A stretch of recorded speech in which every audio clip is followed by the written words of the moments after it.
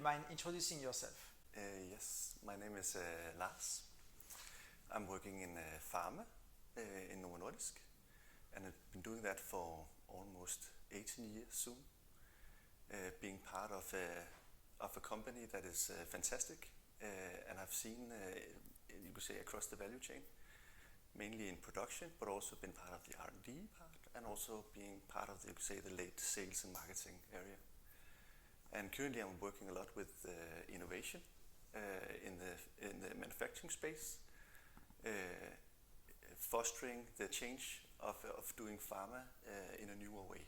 So what kind of challenges excite you? For me, being that personality I am, is a lot about starting up new agendas, making changes, building a team. So I usually call myself, of course a leader, but I'm also like a builder that actually needs to put things together in order for some agenda to come alive. Do you resonate with the term intrapreneur? Yeah, exactly, a lot. Intrapreneur would be the right term.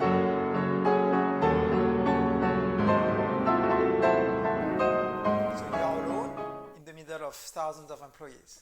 Yeah, with a manager that understands. And the manager. Yeah, exactly. You still have a boss? Yeah, I still have a boss that also is excited, right? Yeah. And you have thousands of employees around, but you are alone. Yeah, it feels alone in the beginning, yeah. What's important for a company to provide for their entrepreneurs to succeed? It's important to provide, at least from the manager, safety around me. Safety, you could call it psychological safety, that I actually dare to do it, right? That I have a manager that believes in it, that I can talk to also when it's difficult, where I can fail and they still look at me that he's actually still doing good. Mm-hmm. So this psychological safety around that it's okay, that I actually are trying out something and we might not succeed in the beginning and there might be another way around it. Mm. So there is a tolerance for failure. Yeah. And I'm hearing what you said, some patience as well. Yes. For things to sure. find the right path. Yes. And so then what are the expectations in that process if you meet failure? You could say, at least from the people close to me, they should feel it as it is lessons and help together with me finding a new way forward, right?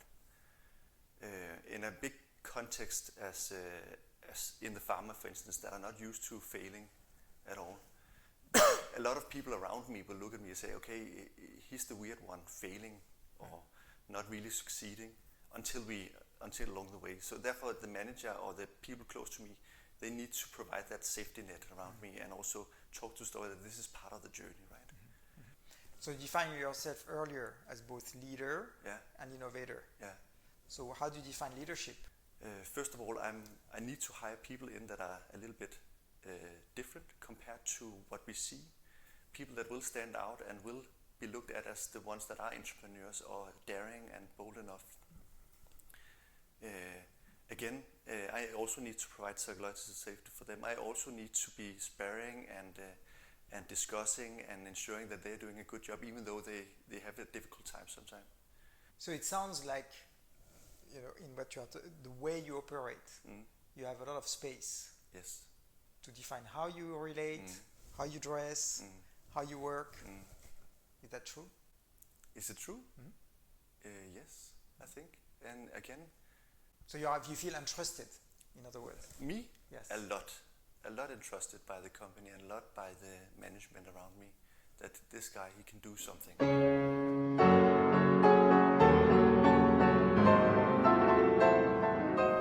So let's talk about digital transformation. Something you've worked and led for quite a while. Yeah.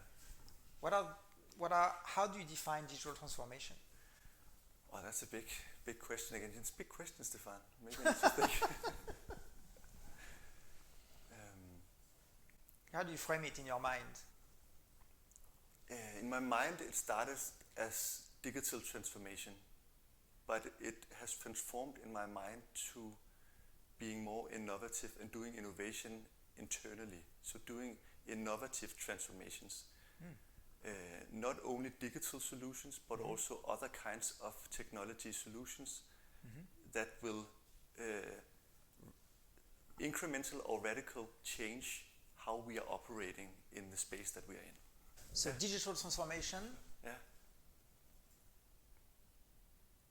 it sounds like it's almost a headliner for rethinking the business. Yes, exactly. And it is. I really believe it is. Can you do and succeed at digital transformation without having that deeper strategic almost reset or rethinking? You would succeed with some, I think, but again, then will be kept in the incremental space of doing innovation. Okay. You'll be doing the same. You'll just be adding, you could say, a digital solution on top, and that might be doing some of the process you're already doing, and that will go faster. It will be good for the company. But if you really want to change, then you also need to be more radical in the solutions you bring in. I love that answer. It's like, okay, you know, just what's under the headliner of digital transformation, and you have incremental change. Yeah, exactly. Or you do the strategic rethinking, and then you have more radical change. Radical stuff, right? Yeah. Interesting. Super interesting.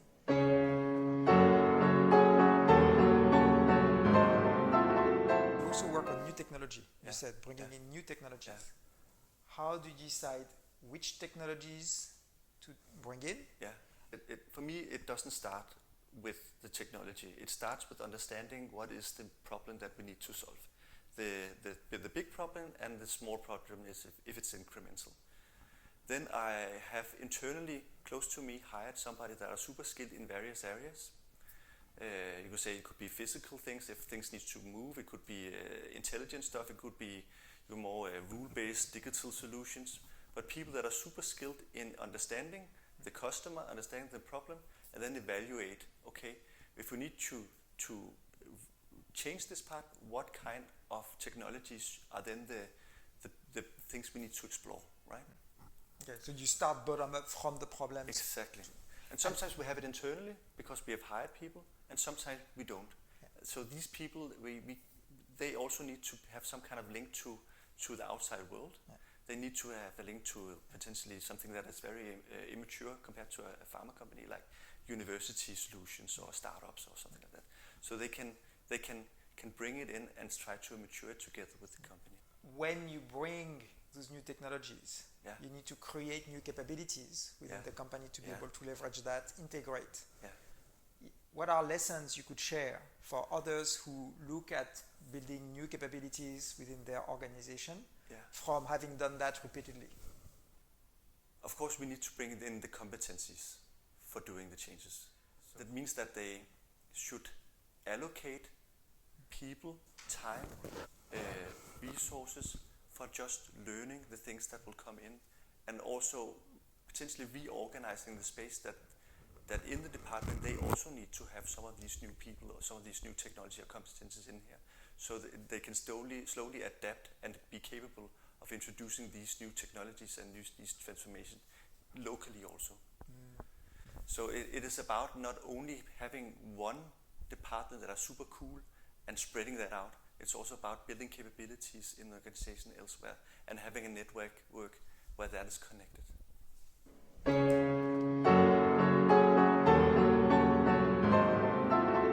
Lars, it's an extremely complex job you have, and it sounds like you are thriving very much. Almost being job happy. Yeah. A lot. Yeah. What is the essence of creating that strong feeling of being at the right place at the right moment? Is it innovation? Is it relationships? It's many things, Berit. It's a combination of the purpose of what I do, that I'm allowed to do it, that I have fantastic colleagues that also are super engaged and super happy. I have a manager that believes that I'm doing a fantastic job and are continuously supporting me and giving me feedback where I could develop and where I'm succeeding. It's a combination of the people around me and a fun job, right? What What is the fun of it?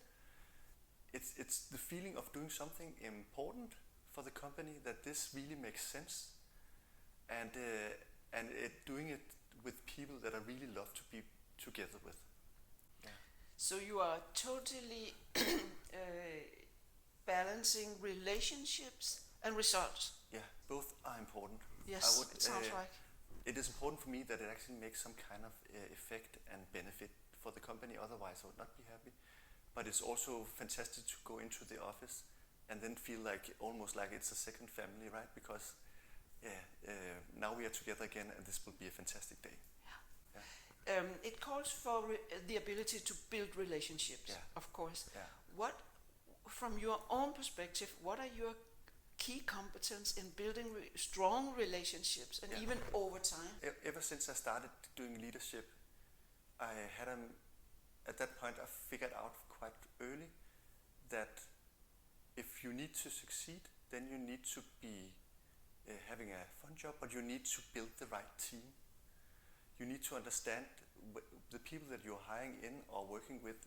You need to evaluate them fantastically in order to be succeeding with the job or the journey you're starting on.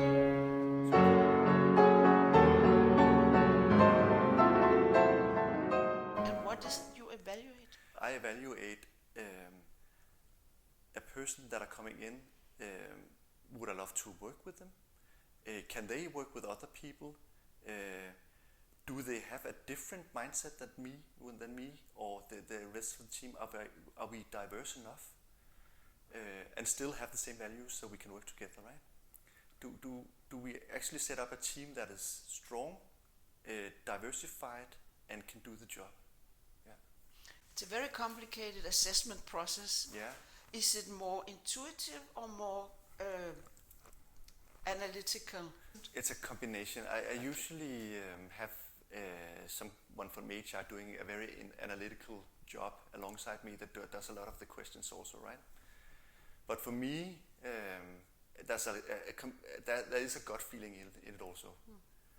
Do I really want to work with this person? Do I really like this person? Sometimes you can almost feel it from the beginning that this is somebody you would love to be connected to. Then you need to be aware, is it because we are too alike? Or is it because they really bring something that I am really interested in working with? Right? Mm-hmm. You are an entrepreneur, is so much into innovation. Yeah. You want to change things. Yeah. I guess there is a possible backside of that, which is boredom, being bored, being impatient. Yes. For sure. Yeah, sure. How do you cope with that? I have been coping doing changes in my career potentially too often, right? Or seen from the outside too often. From who? From the outside? Maybe it's me perceiving that I'm changing too fast, right? That people, but I have. You're right, completely right. I will over time be bored and need to start up some kind of new agenda, right? Yeah. I'm bored, or I'm getting potentially lazy. Okay, that's an important input. Is the first signs and signals that now you become a bit lazy? Yeah, I can feel laid that. back. It's going too easy now, right? So now I need another change or another chaotic situation that I need to be in order for stepping up.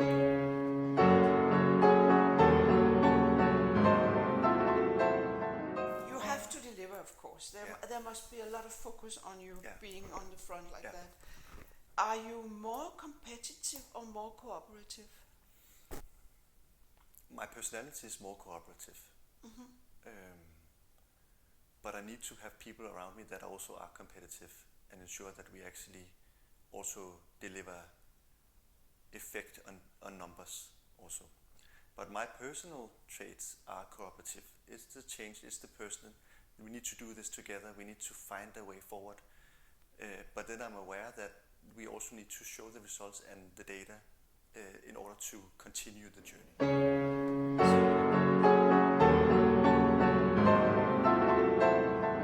What is the key strengths in you that are capable of building strong relationships? What is it in you yourself you are using? Yeah, I think I have a deep feeling or a deep trait or capability in understanding people, being empathic, hopefully warm, a person that you can trust, high integrity, honest. So people believe when I say something. They also believe that I'm only doing it for myself, but actually also doing for them. And I strongly believe in that. It's not just something I act. It's actually I want to transform that area or person into a better place. That is strongly something I want to. It's interesting. You are impatient, but you also have to be relational patient at the same time. Yeah, and it needs to be a lot. Yeah, with patience comes speed also, right? Yes. If I'm too impatient and force something on them, then I will never have the change, and then it will go super slow. Yeah. So I need to build a relation to the persons in order to go fast also, because then they believe me on the long run.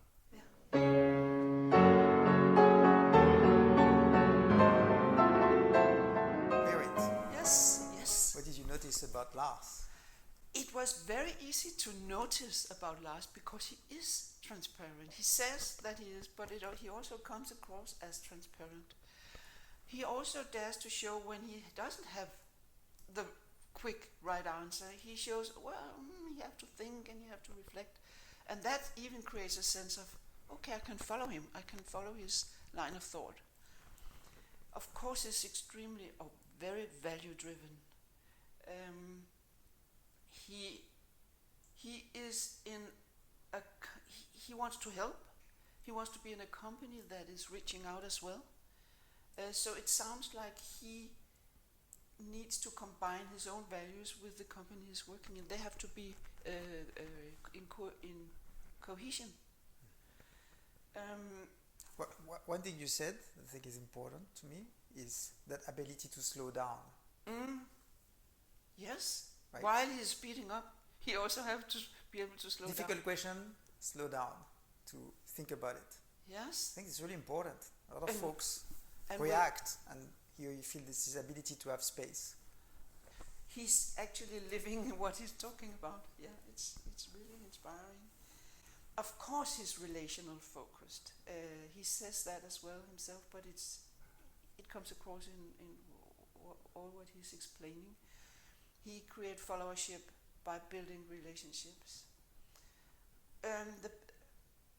I guess the pitfall in that is he is sensitive to a lousy climate, a lousy energy in the room. He will notice it and he doesn't like it. But I also guess that he's courageous to address it if it influences too much. Then he will, in a calm way, address it. So he must be patient and impatient, courageous and protective. It's kind of a balanced person we are observing. At the ambitious, but not ego-driven ambition. It's more like he wants to do something, he wants to create. And if he's capable of creating, then he thrives.